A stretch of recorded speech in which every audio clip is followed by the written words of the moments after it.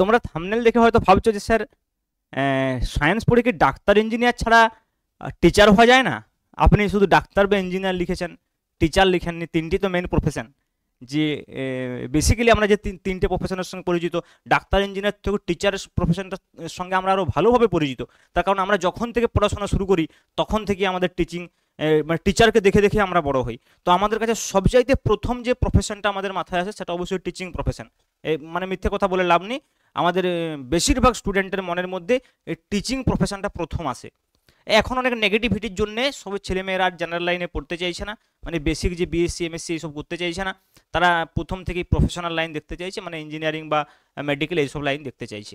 সেটা আলাদা বিষয়, কিন্তু টিচিংও একটা প্রফেশন। তবে বর্তমান দিনে যে টিচিংয়ের যে যে যে বিষয়টা চলে এসেছে তাতে টিচিংটাকে প্রফেশন বলা যায় না।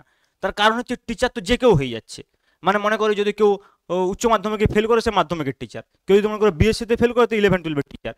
আর শুধু তাই নয়, এখন কেউ কেউ বিটেক করতে গিয়ে যদি কমপ্লিট না করতে পারছে বা কোনো কারণে কমপ্লিট করছে না, বা তার মনে হচ্ছে যে এটা কমপ্লিট করে তেমন কিছু লাভ নেই, তখন সে টিচিং প্রফেশনে চলে এসছে। এমনকি শুধু এটা বিটেকে থেমে নেই, আজকাল এমবিবিএস এর ক্ষেত্রেও দেখা যাচ্ছে যে এরকম হচ্ছে।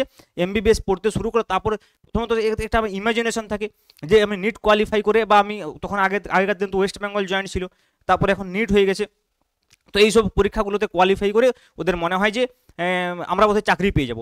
তারপরে যখন তাদের রিয়েলিটিটা সামনে আসে, যখন তারা পড়তে শুরু করে 4-5 বছর পড়ার পর বুঝতে পারে এই তো বিশাল লম্বা প্রসেস, তখন ভাবে যে অল্টারনেটিভ কিছু খুঁজতে হবে। তখন এই টিচিং টিচিং টিচিং পড়ে আছে, যে কোনো জায়গায় চাটাই পেতে স্টার্ট করে দাও, না হয় এখন তো ইউটিউব চ্যানেল আছে, ইউটিউব চ্যানেল খুলে দাও। তাহলে সেই অর্থে দেখতে গেলে তো সবাই টিচার, তাহলে টিচিংটাকে প্রফেশন বলা যায় না। এবং বেশিরভাগ ক্ষেত্রে আমি দেখছি যে এখন তো ইউটিউব বা তুমি যদি যে কোনো ইনস্টিটিউশনগুলো দেখো তাহলে বিটেক আর এমবিবিএস এ ভরে গেছে। মানে মনে করো কেউ এমবিবিএস পড়ছিল, সেখান থেকে ছেড়ে এসে করে বিভিন্ন ইনস্টিটিউশনে বায়োলজি পড়াচ্ছে। কেউ হয়তো বিটেক করছিল, সেখান থেকে ছেড়েছে তার সুইটেবল সাবজেক্ট অনুযায়ী, কেউ ফিজিক্স, কেউ কেমিস্ট্রি, কেউ ম্যাথ পড়ছে। কারণ বিটেক মানে তো সে মনে করে আমি সব জানি, ফিজিক্স কেমিস্ট্রি ম্যাথ। আবার যে এমবিবিএস পড়ছে সে তো মনে করে আমি সব জানি, জুলজি বোটানি ফিজিওলজি সব। তাহলে এই এই এই যে কোর্সগুলো রয়েছে, মনে করো এই বিএসসি এমএসসি বিএড, হ্যাঁ, তারপরে কেউ বিএসসি এমএসসি পিএইচডি, তারপরে অ্যাসিস্ট্যান্ট প্রফেসর হওয়া যায়। কেউ দেখবে আবার বিএসসি এমএসসি বিএড, তারপর আবার স্কুলের টিচার হয়। তাহলে এই যে প্রফেশনগুলো রয়েছে, যেগুলো আমাদের একদম এনসিআরটি থেকে বা আমাদের হায়ার অথরিটি, যে এডুকেশনের হায়ার অথরিটি, সেখান থেকে যে একটা ক্রাইটেরিয়া তৈরি করা আছে যে তোমাকে 9-10 পড়াতে গেলে তোমার এই ক্রাইটেরিয়া দরকার, তোমার যে 11-12 পড়াতে গেলে তোমার এই ক্রাইটেরিয়া দরকার। আচ্ছা, ওরা কি একদমই গাঁজা খেয়ে করেছে? তাহলে তো ওরা বলে দিত যে এমবিবিএস যে করছে সেও স্কুলে পড়াতে পারবে।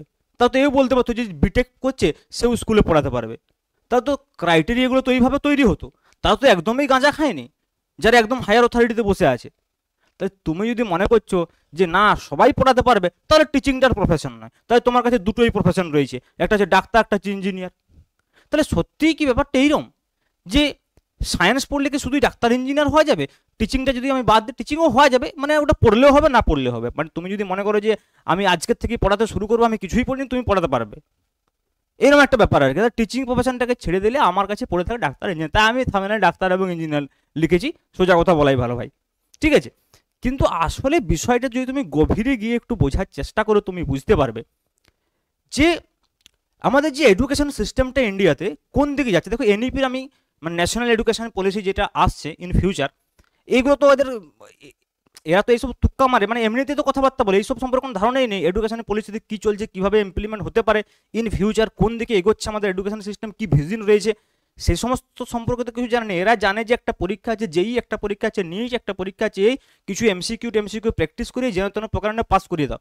এবং এইটা আমি সত্যি কথা বলছি, ডক্টর এইচ.সি. ভার্মার একটা ইন্টারভিউ তুমি দেখবে, তিনি ওখানে বলেছেন যে আইআইটি কানপুরের মতো ইনস্টিটিউশন, যেখানে টপ 100 যেই অ্যাডভান্সের স্টুডেন্টরা ভর্তি হয়, টপ 100 অল ইন্ডিয়াতে, তারা যে ফার্স্ট সেমিস্টারে ফেল করছে ফিজিক্সে, যেই অ্যাডভান্সে যে 1 থেকে 10-এর মধ্যে র্যাঙ্ক করেছে সে ফার্স্ট সেমিস্টারে গিয়ে ফেল করছে। তুমি বুঝতে পারছো? মানে এরকম ভাবার কিছু নেই যে এই পরীক্ষাগুলোতে আমি র্যাঙ্ক করে দিচ্ছি, কিছু এমসিকিউ প্র্যাকটিস করে নিচ্ছি, মানে আমি শিখে গেছি। তার মানে লার্নিংয়ের যে আলটিমেট বিষয়টা কি সেটা বুঝতে গেলে তোমাকে আগে এডুকেশনিস্ট হতে হবে, শিক্ষাবিদ হতে হবে। শিক্ষাবিদ কি করে হওয়া যায়? তোমাকে এডুকেশন সম্পর্কে পড়তে হবে, তোমাকে জেনারেল স্ট্রিমে পড়তে হবে, সাবজেক্টগুলোর গভীরে ঢুকতে হবে। একজন মনে করে বিটেক করেছে, সে তো আর আরে বাবা ফিজিক্স কেমিস্ট্রি ম্যাথামেটিক্সের সাবজেক্টগুলো ডেপথে গিয়ে পড়েনি, তার টেকনোলজির সঙ্গে একটু আধটু সায়েন্স থেকে শিখিয়ে দেওয়া হয়। কিন্তু আমার যেটা বক্তব্য সেটা হচ্ছে যে এই ভবিষ্যৎটা যদি তোমাকে বুঝতে হয়, ভবিষ্যতে কেরিয়ার সম্পর্কে যদি তোমাকে বুঝতে হয়, তাহলে ইন্ডিয়ান এডুকেশন সিস্টেম কোন দিকে এগোচ্ছে সেটা সম্পর্কে আগে বুঝতে হবে। এনইপি সম্পর্কে বুঝতে হবে। আজকে আমাদের ওয়েস্ট বেঙ্গলের দিদি বলছে যে আমি এনইপি চালু করব না, তো তুমি ধরে নিলে কোনোদিনই হবে না। আমাদের ওয়েস্ট বেঙ্গল তো আর ইন্ডিয়ার বাইরে নয়। আরে বাবা, আজ না হোক কাল তো চালু হতে বাধ্য। আমি কি বলছি বুঝতে পারছো? আজকে না হলেও কাল আসবে, আগে সব রাজ্যে হয়ে যাবে, তারপর ওয়েস্ট বেঙ্গল আসবে। ন্যাশনাল এডুকেশন পলিসি তো ইমপ্লিমেন্ট হবে রে বাবা। তোমার যেই অ্যাডভান্স নিট এসব পরীক্ষা থাকবে না। তুমি কি ভাবছো এই পরীক্ষাগুলো থাকবে? তোমরা দেখোনি যে ন্যাশনাল এডুকেশন পলিসিতে কি রয়েছে?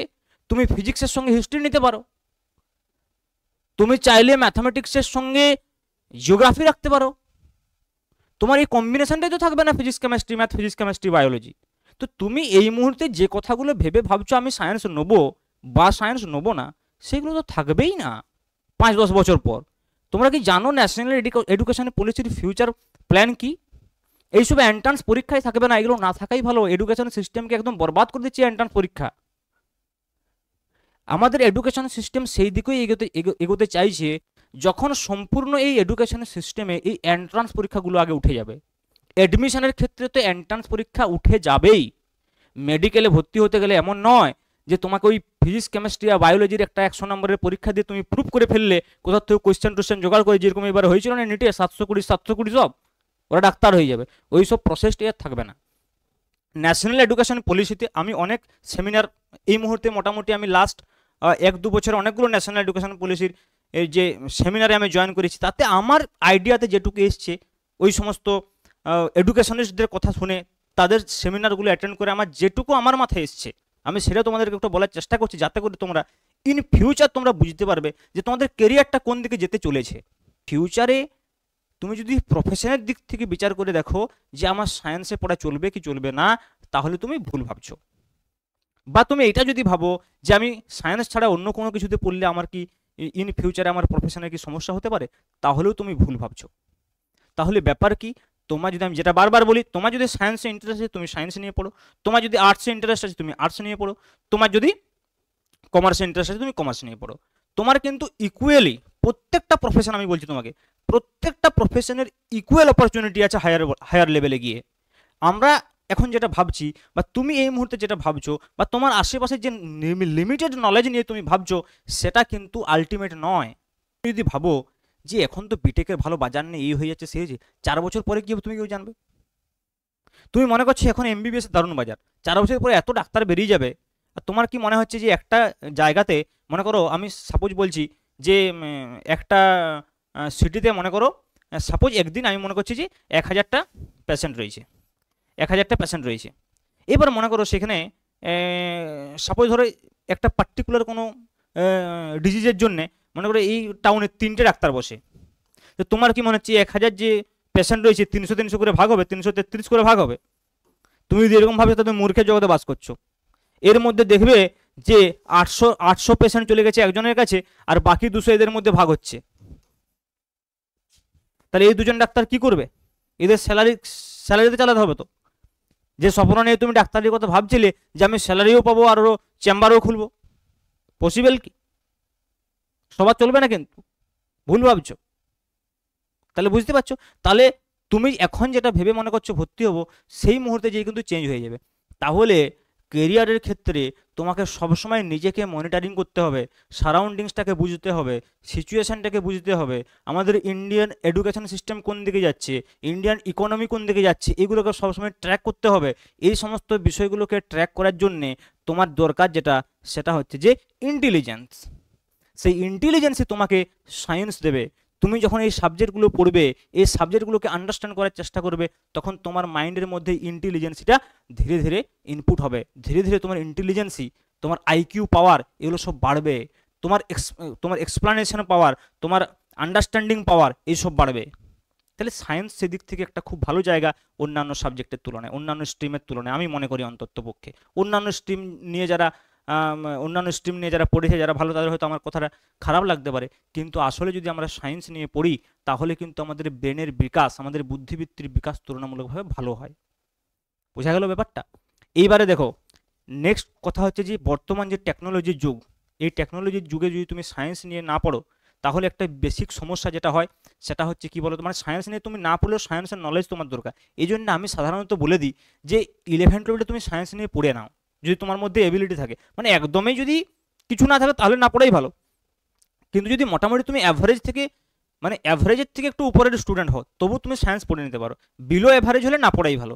অ্যাভারেজের থেকেও যদি একটু বেশি ভালো স্টুডেন্ট হও, মোটামুটি অ্যাভারেজ বা তার থেকে একটু ভালো, অ্যাভারেজও চলবে, তাহলে কিন্তু সায়েন্সটা তোমার পড়ে নেওয়া ভালো, পড়ে নেওয়াই ভালো। তারপর তুমি চুজ করো তোমার স্ট্রিম। তোমার সায়েন্সের যে বেসিক নলেজটা হয়ে যাবে না, কারণ দেখো মাধ্যমিকে সায়েন্স কিছু নেই, সায়েন্সের যে বেসিক নলেজটা তৈরি হবে 11-12, তাহলে সেটা যদি বেসিক নলেজটা তৈরি হয়ে যায়, তখন তুমি নিজেই বুঝতে পারবে যে তোমার জন্য কোন প্রফেশনটা সবচাইতে ইম্পর্টেন্ট। কোনো ইউটিউব ভিডিও দেখে কোনো একটা থাম্বনেলে লেখা আছে এইটা পড়লে তুমি এই হয়ে যাবে, এইটা পড়লে তুমি সেই হয়ে যাবে, এইরকমভাবে কিন্তু তুমি তোমার নিজের প্রফেশন কখনোই চুজ করতে পারবে না। নিজের প্রফেশন চুজ করার জন্যে সবচাইতে ভালো রিসার্চার, সবচাইতে ভালো গাইডার হচ্ছে নিজেই। তোমাকে আন্ডারস্ট্যান্ড করতে হবে বিষয়টা।